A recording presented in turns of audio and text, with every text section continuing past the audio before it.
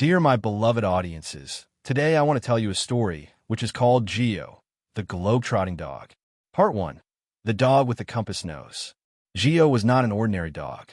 He was a medium-sized mutt with floppy ears, a scruffy tail, and, most importantly, a perfect sense of direction. While other dogs chased cars or sticks, Geo chased coordinates.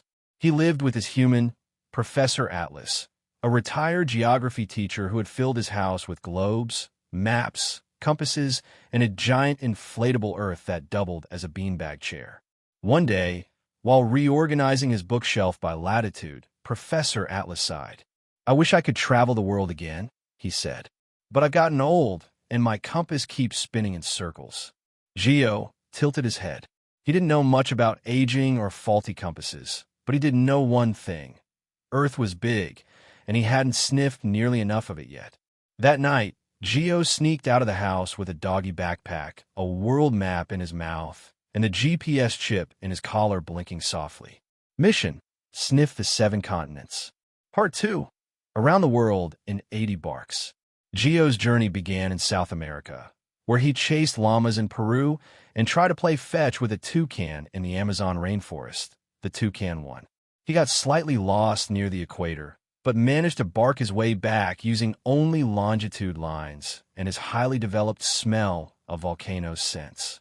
In Africa, Geo ran alongside zebras in Kenya, sniffed the pyramids in Egypt, and accidentally joined a camel caravan across the Sahara.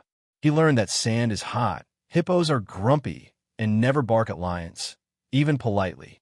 Next came Europe, where he strolled through the streets of Paris, tried to eat a croissant the size of his head, and accidentally howled during an opera in Vienna.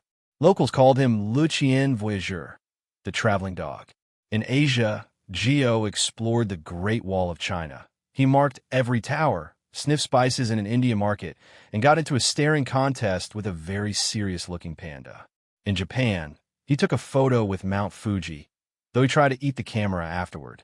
Australia brought new surprises: kangaroos, bouncy, koalas, grumpy, and didgeridoos, confusing. Geo also tried surfing, failed spectacularly, and ended up befriending a group of beach dogs known as the Barkstralians. He even made it to Antarctica, thanks to a research ship that mistook him for an emotionally supportive geography hound. There, he licked an iceberg, slid across frozen tundra, and tried to make friends with a penguin named Greg who was unimpressed. Finally, in North America, Geo ran with wild horses in the American West, visited the Grand Canyon, and almost fell in, and took a selfie in Times Square. In Canada, he learned that maple syrup is not for dogs, but snow is excellent for rolling. Part 3.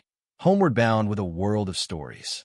After 8 months, 7 continents, and exactly 1,203 new smells, Geo returned home. His fur was messy, his nose was sunburned, and he had an actual passport stamped by 3 airport security dogs. Professor Atlas opened the door, speechless.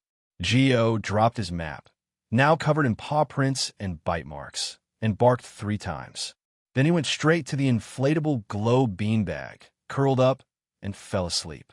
The next day, Professor Atlas held a neighborhood gathering.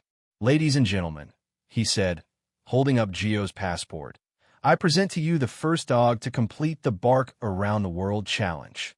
Geo became a local legend. The school invited him to guest bark in geography class. He even starred in a children's documentary called Geo Sniffers: 1 dog, 7 continents, and a lot of but sniffing. His favorite souvenir? A stick he picked up from every continent, carefully buried in a neat semicircle in the backyard, organized by hemisphere. And whenever someone asked, "Geo, where's your favorite place on Earth?"